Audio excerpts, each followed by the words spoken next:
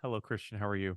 Hey, Will, I'm fine, thanks. You? Uh, I'm good. I guess the better question is, how's Ben? I know we saw him pop up on the injury report, and I know he went out of the game Wednesday with what looked like a knee. Yeah, we don't know the exact extent what or what he really has. We need to wait some more imaging, and obviously our performance department is looking at that. Could be something not not so worrying, so that it's not a worrying thing anyway, but could be short or a little bit long, or a little bit longer. So we are waiting for to have news about it. How did Brecht respond first in the immediate aftermath of the way he played on Wednesday, and since then, how has he responded to what you called, I think, on Wednesday night, uncharacteristic mistakes defensively? Yeah, he was mortified, and he was. You could tell that he was really down. Apologized with everybody, and my response to that was that, of course, it's a mistake that it was a bad mistake, but we are in this all together, and it's important that we retain our energy to focus on the next game, on the next challenges ahead. Whatever happened, happened. We don't want to repeat those mistakes in those moments, especially in those areas of the pitch. But we know that we all are humans. We make mistakes that we wouldn't like to make. And yeah, we just move on. And he responded well in training. He's good. He's lively. He's the player that we know. You guys have conceded 7 goals that have changed results in the last 10 minutes of games this season. How do you address that with your team? Do you see a common thread, and how is that preventable from you guys as you go throughout these final contests, which are, again, of increased importance? Hmm. Yeah, it's a fact that we conceded those goals late. We conceded penalties. Listen, in every part of the world, in every league in the world, because I hear about mental blocks, but for me, it's not here or there. In every league in the world, you have the team that is losing in the last 5 minutes. They try to put pressure on the team that is winning, or that they need to get a result. So we need simply to address this situation and, um, accept that these moments can happen, and we need to respond. We have done it well last season, and sometimes it's difficult to put the finger on what it is, and because we had a very experienced player that were playing excellent football until that point, making uncharacteristic errors in those moments. It happens, and I don't want to make such a big deal. I understand that it's costing us a lot. It's costing us in terms of points. But when it becomes the focus of everything, I get a little bit frustrated, because there are a lot of things that goes on, and I know that in the end we lose the points because of that. But it's a very partial way of looking at things. It just, I think that the players that are playing a football that me personally, and I enjoy watching. We control a large part of the games against very good teams, and that doesn't get mentioned, but we mentioned the last mistake because, of course, he has an input on the result, but it's is I don't want to make it such a big thing as it has to be. It's not our focus. We need to improve in that situation. Of course, we want to improve, and we get frustrated as much or more than everybody else, because it's our pride as well. It's our way of getting the 3 points. We want to satisfy the supporters more than everybody else, but at the same time, I don't want this to become the focus, our focus. Appreciate it, Christian. Good luck on Okay, Saturday at thank you, Cincy. Will. Thanks. All right, let's go to Carol. Hey, Christian, how are you? Hey, Carol, fine, thank you. Good. So glum. I played tennis this morning for the first time in 30 years. So there's a little tidbit for you. Very good. Um, Hey, so I wanted to ask about Enzo and Carol together. Did you see some progress there? I did. The 2 goals, for example, the 2 goals come from their combination. The second one less evident than the first one, even though the first goal is scored by Justin, but I love the way they look for each other and they found each other. I didn't enjoy too much the way they play in the first half. I thought that they were less tidy, but they were trying to look for each other. But the second half, as I said in the past, and I keep saying that to them as well, is the partnership is vital for us to achieve what we want to achieve. We want to, move as forward as possible, and they know that they have a big responsibility because of the position on the pitch, the experience that they have, the role that they play in the team. So there is not getting away. Like, we have to face the last 5 minutes if we are under pressure. And I didn't feel that we were specifically under pressure. Last year we were more under pressure than we have been against the last game. But the only thing that we conceded a silly penalty last year. Maybe we were a little bit more lucky, as well as defending well. The luck, you make your own luck. I think that we defended well in those moments, but I felt that we didn't give initiative to the opposition. So, like, we have to take responsibility in this moment. Carol and Enzo, they have to know that they are 2 important players for us, and they need to work well together, with the ball, without the ball. And even the second goal, I think that Carol makes a great decision. He's a goal scorer with his football brain. But Enzo keeping Glesnes occupied also is important. And we have this proof that when they work well together, things happen, goal gets scored, and the chances are created. Can they improve? Yes, they should. And this is what I'm looking to see in the final stretch of the MLS. And also, Yera was taking the corners. What do you see from him with that skill? Left-footed. We don't have many in the team. But Carol is a striker that I want to have in the box. There was Ben, but then I think he's another guy that is very dangerous in the box. And Yere has got a good left foot accurate. And so he's another opportunity that we have, another option that we have.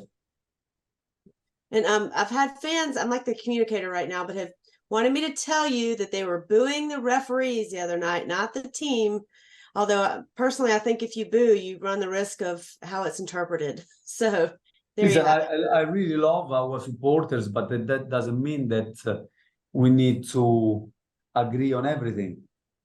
Like, in every love relationship, there is not total agreement. And I felt that it was if they boo me, of course, I take it 100%, because they can see in me the one that take the decision. I can be right, I can be wrong, and I totally accept, and I will take it. I will never say anything. But the team, I don't think is a team performance that needs to be booed, that one, because we had draws in which we were everybody was ecstatic, and I thought we play a lot worse than we played in last, or let's say that we played better in the last game that we played in other moments where we got a draw and the players got celebrated.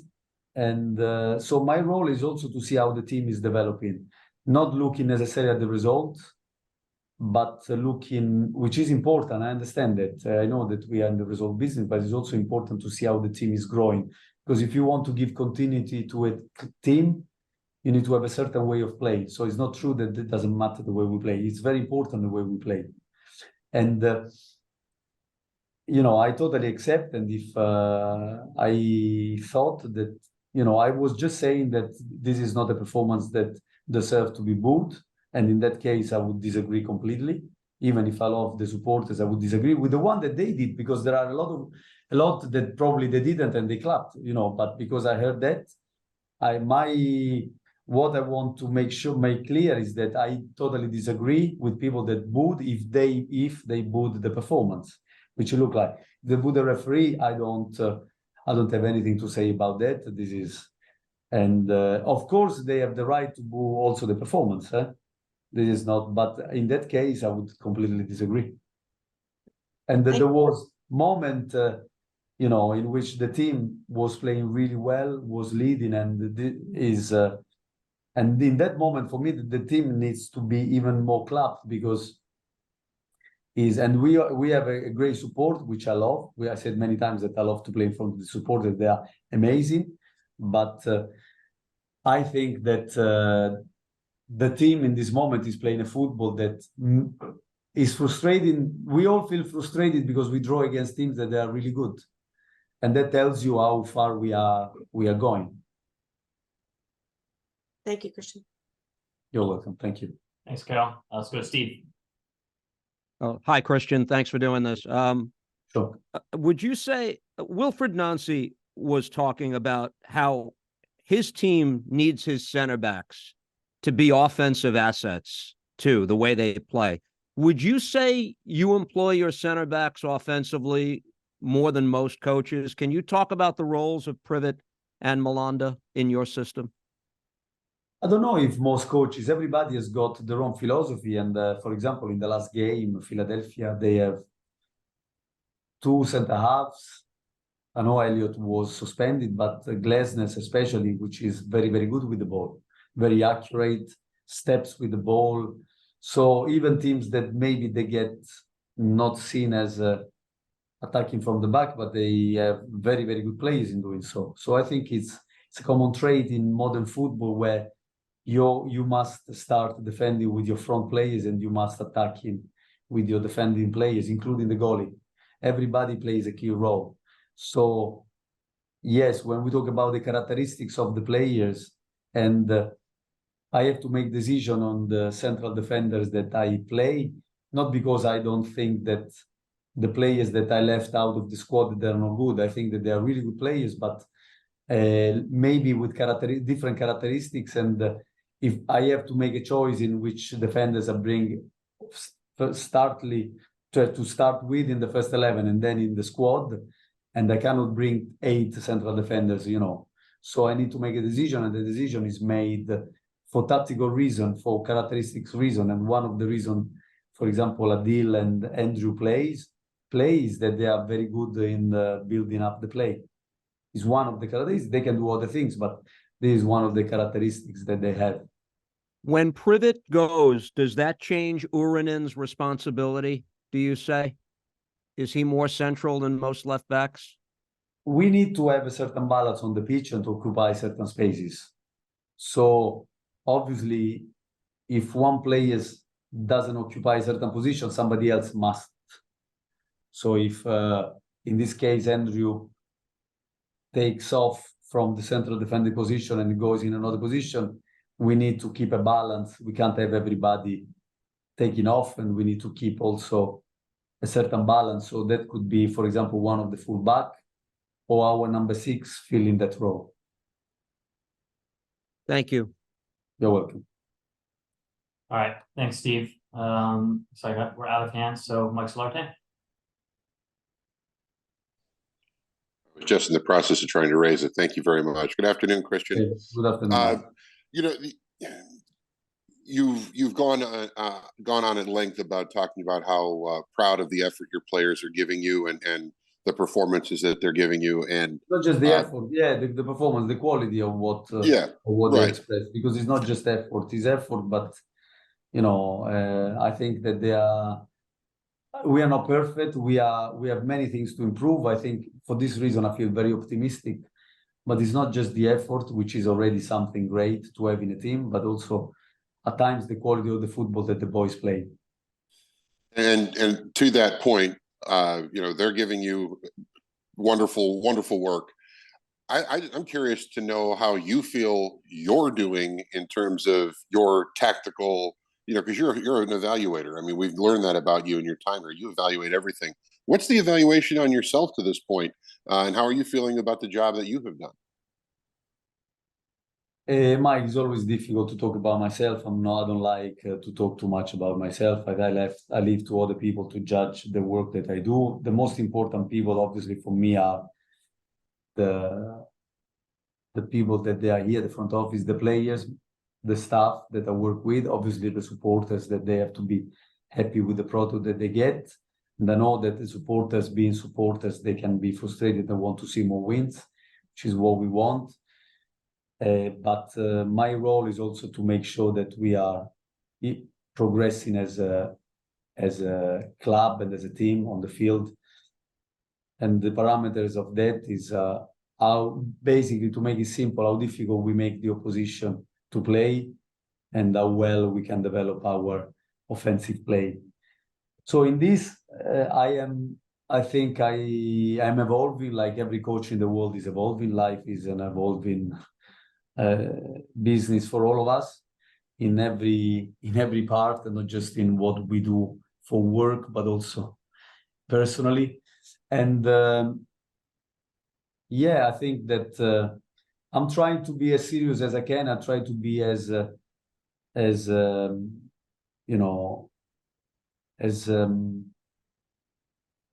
hardworking that I can for this football club. I put a lot of effort in what I do.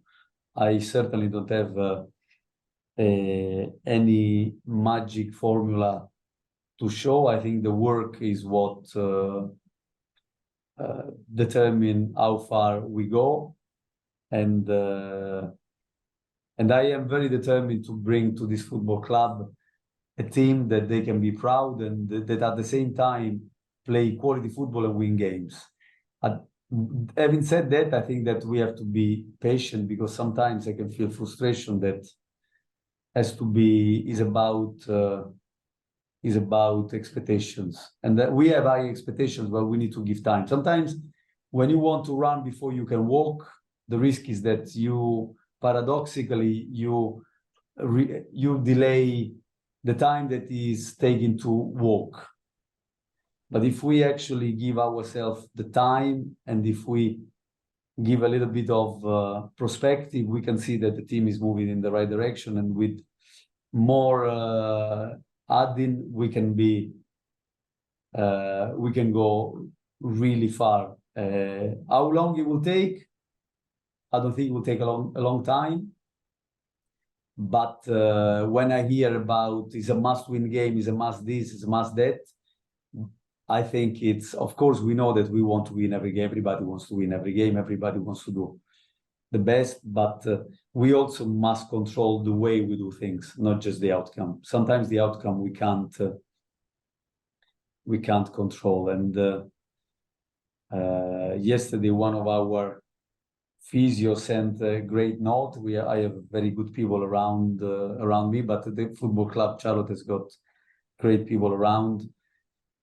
And he was telling me about a coach that I heard a lot about, John Wooden, by saying that, up before winning the 10 championship with the UCLA in a row and being really become a legend, he said as a coach he enjoyed more the first 15 years in which he didn't win, because that taught him a lot of things. So I'm not advocating that I need to get 15 years. Nobody gets even 15 months nowadays, but just to put things in perspective, you need to see that there is progression in what we do. And I believe that there is, even though sometimes we see at the moment draws as defeat, which I don't think is the right way of going, especially given the performance that is behind those draws. Looking ahead for tomorrow night, Cincinnati's been, they've been good. What do you see from them, and how do you get the 3 points on Saturday night? You see, you're doing the same thing. What do I see in them? I see that they are a team very dangerous. They are leading the East, which is a very strong league in itself. Very good players individually, very good structure collectively. I could talk about Acosta, I could talk about Vasquez, again, I can talk about Yubo, I can talk again about the solidity of the back three, the full backs, the wing backs, Arias and Barreal. They have many good players, Moreno, Wobodo, many good players. The new DP as a center forward. So, but at the same time, we want to give them our best effort, and to keep giving continuity to the performance. I think that if you want to build continuity in what you are doing, and to have really to move forward as a team that can not just arrive in certain places but sustain, you can't exclude the way you play. So what I want to see from us, obviously, is to give a strong performance against them, to make it difficult for them to express the game that they know they like to play, and at the same time to have to take control of the game whenever possible, and to play our offensive game. This is what I want to see. All right, Christian, I'm going to try to lighten the mood here for my last one to put a smile on your face. No, I am fine. I'm really relaxed. Not Mike. It's been kind of a serious meeting with you today. So, but you got one actor or actress, alive or dead, to have dinner with. Who you having dinner with? That I have to. You have an actor or an actress, alive or dead, to have dinner with. Who are you? Who are you picking? Great question. And this is just, if you're going actress, it doesn't have to be romantic. I'm just saying it's just, actor or actress that you can talk with over dinner. Yeah, also because it's a press conference that, my wife watched, so I have to be careful with. I'm not trying to get you in trouble. No, but it's, no, there are many, because I found a lot of people very interesting. I can tell you I want to change that, and I probably will choose Fellini as a director. Or if I can really have my dream dinner, Fellini, Kubrick for dinner, and to talk with these two directors that I think that they are amazing, and these are two people that I would have loved to know and to be able to talk to and to learn from. And it's going a little bit away from the actor, going into, but staying in the business, in the industry. So Fellini and Kubrick would be my ideal dinner. Interesting. Thank you, Christian. Thank you. Good luck Saturday. Good luck Saturday. Thanks everyone. Appreciate you. Thank you.